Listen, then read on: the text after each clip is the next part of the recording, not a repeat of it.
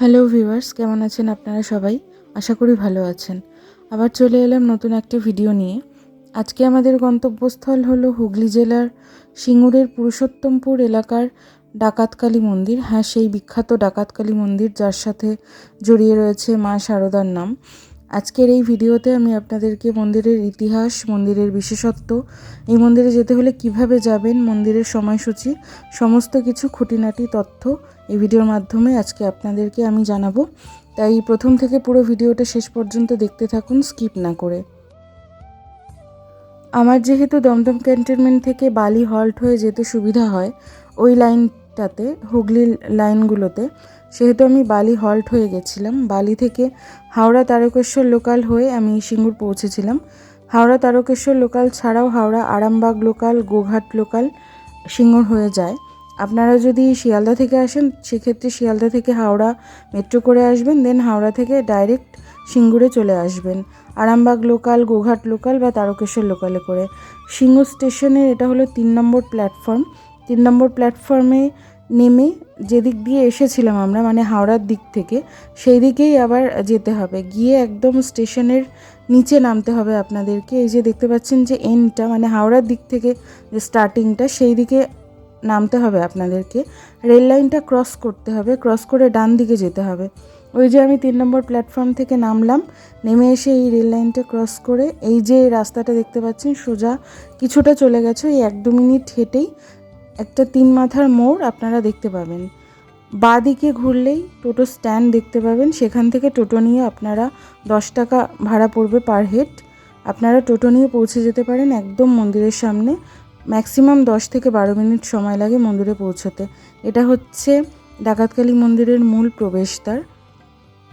ডাকাতকালী মায়ের মন্দিরের ঠিক উল্টো দিকেই রয়েছে একটা শিব মন্দির এবং দুপাশে দুটো ফুলের ডালা কেনার, মানে পুজো দেওয়ার যে ডালার দোকান, সেটাও রয়েছে। আপনারা যদি পুজো দিতে আসেন তাহলে এখান থেকেই পুজো দেওয়ার ডালা কিনে নিতে পারেন। আর এটা হচ্ছে মায়ের মন্দিরের উল্টো দিকে রাস্তার পাশে যে শিব মন্দিরটার কথা বলছিলাম, সেই শিব মন্দিরটা।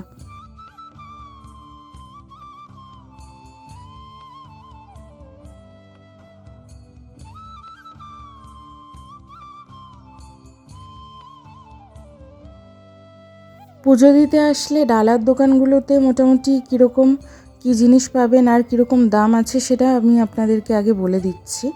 এখানে লোয়েস্ট, মানে সব থেকে নিম্ন দাম হচ্ছে ডালার 21 টাকা। 21 টাকা থেকে শুরু।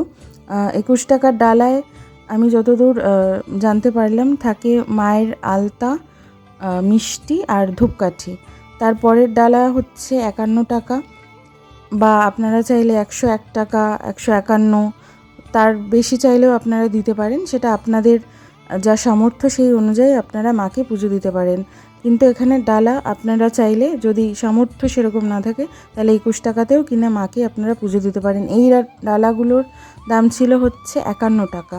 এখানে আলতা, সিঁদুর, মিষ্টি, ধূপকাঠি এগুলো ছিল।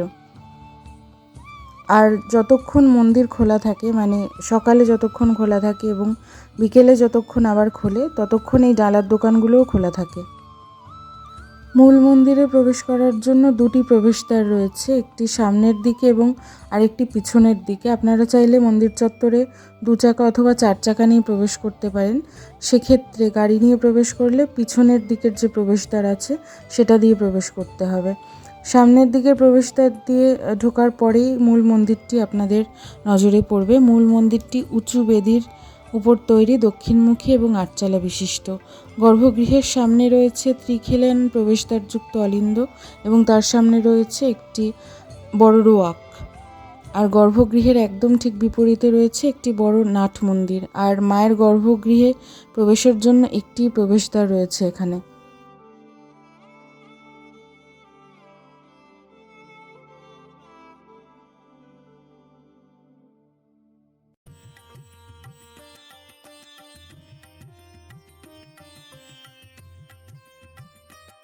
গর্ভগৃহে 9 ফুট উচ্চতা বিশিষ্ট দেবীর বিগ্রহ প্রতিষ্ঠিত এবং নিত্য পূজিতা।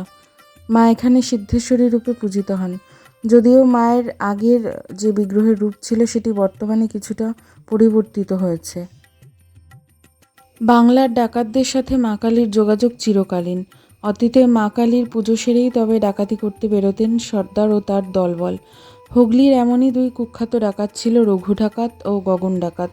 এই দুই ডাকাতের হাত ধরেই সিঙ্গুরের পুরুষোত্তমপুর অঞ্চলে মা ডাকাতকালীর পুজো শুরু হয়। একটা কথা আপনাদের কাছে ক্লিয়ার করে দিই, রঘু ডাকাত বলতে অনেকেই হয়তো মনে করতে পারেন রঘু ডাকাতের যে কালী মন্দির সেটা আপনাদেরকে আমি আগেও দেখিয়েছি বারাসাতে। তো এই রঘু ডাকাত আবার সিঙ্গুরে কেমন করে গেল? অ্যাকচুয়ালি রঘু ডাকাত একটা ব্র্যান্ড ছিল, ঠিক আছে, যেরকম একটা কোম্পানির ব্র্যান্ড হয় সেরকমই রঘু ডাকাতের একটা ব্র্যান্ড ছিল। সেরকম ব্র্যান্ড পশ্চিমবঙ্গের মানে গোটা বাংলার সারা জায়গায় ছড়িয়েছিল, যারা গরিব ছিল সেই সব মানুষদের উপকার করতেন। মানে জমিদারদের থেকে বা বড় বিত্তবান মানুষদের থেকে ডাকাতি করে, বিশেষ করে যারা ইংরেজদের পদতলে শায়িত থাকতে ভালোবাসতেন তাদেরকে আপোস করে চলতেন এবং আপোস করে চলার ফলে যে সমস্ত ধন সম্পত্তি কামাতেন সে সমস্ত বিত্তবান লোকেদের থেকে তারা ডাকাতি করে গরিব এবং মধ্যবিত্তদের আর্থিকভাবে সহায়তা করতেন, সাহায্য করতেন। তো রঘু ডাকাত হলো ব্র্যান্ড। সেরকমই এই রঘু ডাকাত বা গগন ডাকাতের মন্দির বলে মনে করা হয় এই পুরুষোত্তমপুর এলাকার ডাকাতকালী মন্দিরকে। তবে এই মন্দিরে পুজো শুরু হয় কার হাত ধরে, রঘু ডাকাত না গগন ডাকাত, সেই নিয়ে বিতর্ক এখনও পর্যন্ত ওয়াকিবহাল। তবে বিতর্ক চলতে থাকুক, কিন্তু সেই বিতর্কের মাঝেও স্থানীয় মানুষরা এই মা ডাকাতকালীকে অত্যন্ত জাগ্রত বলে মনে করেন। এখনও পর্যন্ত গ্রামের মোড়লরা পুজো দেওয়ার পর বাকি ভক্তরা পুজো করেন কালী পুজোর দিন। এমনকি ডাকাতকালী মন্দির থাকার কারণে মল্লিকপুর জামিনবেড়িয়া গ্রামের কোনো বাড়িতে অথবা বারোয়ারিতেও কোনো রকম কালী পুজো হয় না। কোনো বাড়ির দেওয়ালে টাঙানো থাকে না মা কালীর কোনো ছবি দেওয়া ক্যালেন্ডার অথবা কোনো ছবিও থাকে না। বছরে একবার কালী পুজোর দিন শূদ্রদের আনা গঙ্গা জলে মন্দিরের দরজা বন্ধ করে ঘটের জল পাল্টানো হয় এবং সেই মুহূর্তে মন্দির চত্বরে কোনো মহিলার প্রবেশ করতে পারে না। এই মন্দিরের সাথে জড়িয়ে রয়েছে মা শারদার নামও।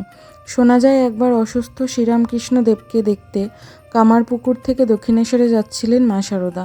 পথে ডাকাতদের কবলে পড়েন তিনি।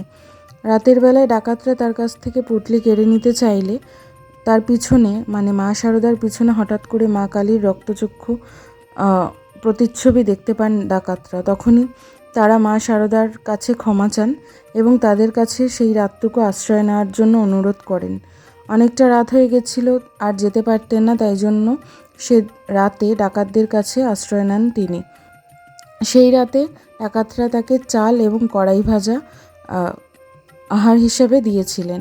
সেই থেকে দেবীকে এখানে নৈবেদ্যতে মানে দেবীর প্রধান নৈবেদ্য এখানে চাল এবং কড়াই ভাজা নিবেদন করা হয়ে থাকে এখনও পর্যন্ত। এবং এই ঘটনার পরেই কিন্তু ডাকাতদের নির্দেশে গ্রামের মোড়লরা মূর্তি তৈরি করেন মা কালীর এবং বর্ধমানের রাজা তৎকালীন 1297 সালে বাংলার 1297 সালে দেবীরই স্বপ্নাদেশে পুরুষোত্তমপুরে এই জায়গায় মায়ের মন্দির প্রতিষ্ঠা করেন। মন্দির প্রত্যেক দিন খোলা থাকে সকাল 7টা থেকে দুপুর 1টা পর্যন্ত এবং বিকেল 5টা থেকে রাত 8:30 পর্যন্ত। আর এই মন্দিরে প্রত্যেক দিন ভক্তদের জন্য যে ভোগ প্রসাদ গ্রহণের ব্যবস্থা, সেই ব্যবস্থা নেই। কোনো বিশেষ পুজো পার্বণ অনুষ্ঠিত হলে সেই সময় ভক্তরা ভোগ প্রসাদ গ্রহণ করতে পারেন, সেই ব্যবস্থা রয়েছে।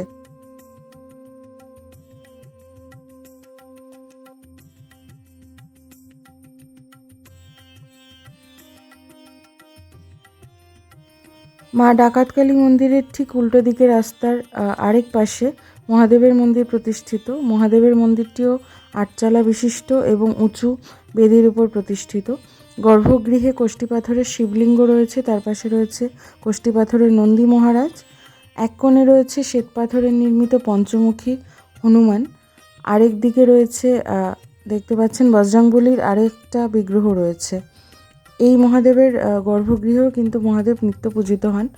আর বজরংবলী ডান দিকে রয়েছে একটা গণেশের, শ্বেত পাথরের গণেশের বিগ্রহ।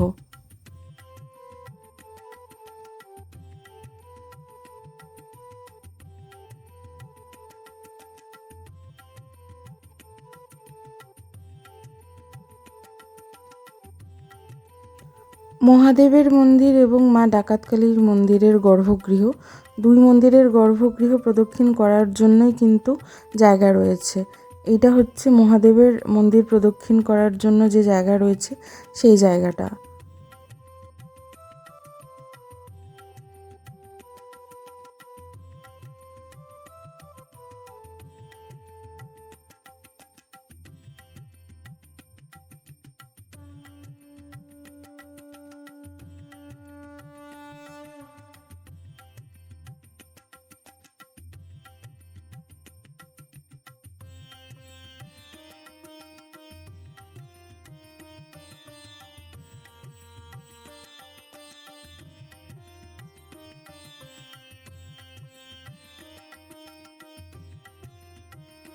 আমার আজকের ভিডিওটা এই পর্যন্তই ছিল। ভিডিওটা কেমন লাগলো অবশ্যই আমাকে কমেন্ট করে জানাবেন।